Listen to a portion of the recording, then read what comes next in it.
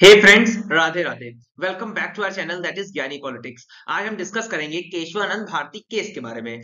First of all, जो हमारा Keshavananda Bharati case है, इसमें जो केरला लैंड रिफॉर्म लेजिस्लेशन है उसको 1970 में चैलेंज किया गया था कि बेसिकली रिलीजियस प्रॉपर्टी में कोई भी गवर्नमेंट इंस्टीट्यूशन इंटरफेयर नहीं करेगी। बेसिकली दोस्तों, जो ये केस है इसके अंडर जो हमारा संविधान का आर्टिकल नंबर 26 है, इसको चैलेंज करते हुए कहा गया कि कोई भी रिलीजियस ओन प्रॉपर्टी में गवर्नमेंट इंटरफेयर नहीं करेगी।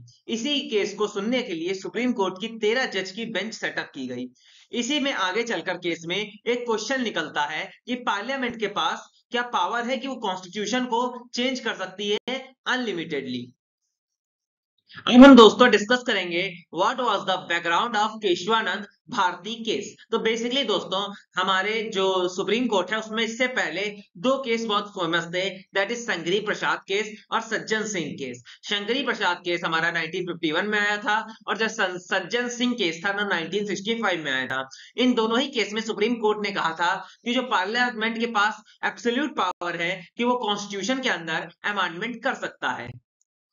This means Parliament has a power to amend any part of the Constitution, including fundamental rights. अब 1965 तक बेसिकली पार्लियामेंट के पास अधिकार था कि वो कॉन्स्टिट्यूशन में कोई भी चेंजमेंट कर सकता है, यहां तक हमारे फंडामेंटल राइट्स के भी।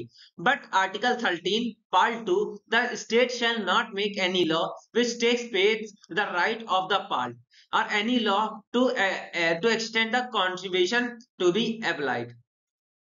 अब दोस्तों, अपनी वीडियो की इस स्लाइड्स में हम डिस्कस करेंगे what was the verdict of the Kesavananda Bharati case. मतलब क्या जजमेंट, क्या निर्णय केशवानंद भारती केस में लिया गया।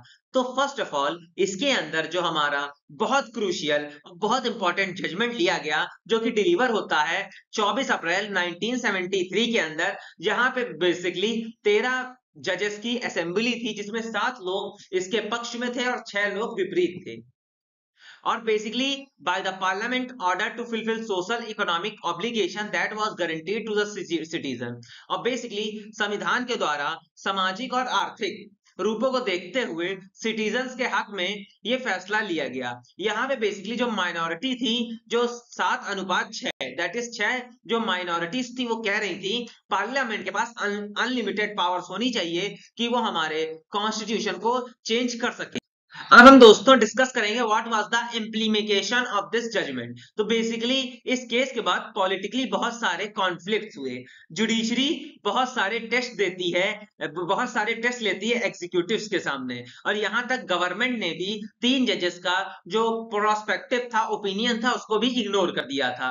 अब बेसिकली जब इस केस के पहले पार्लियामेंट को पावर दी गई थी, nearly absolute power to change the constitution, उसके बाद जो हमारा 42nd अमेंडमेंट है उसको चैलेंज किया जाता है सुप्रीम कोर्ट में by the owner of Minerva Mills आसिक इंडस्ट्रियल फिल्म्स। और कौन है जो कि माइनरवा मिल्स के ओनर है, जो कि बेंगलोर में रहते हैं। तो दोस्तों, यही था मेरा video regarding the Kesavananda Bharati case. अगर आपको टॉपिक पसंद आया हो तो लाइक, सब्सक्राइब, शेयर कीजिएगा एंड राधे राधे फ्रेंड्स।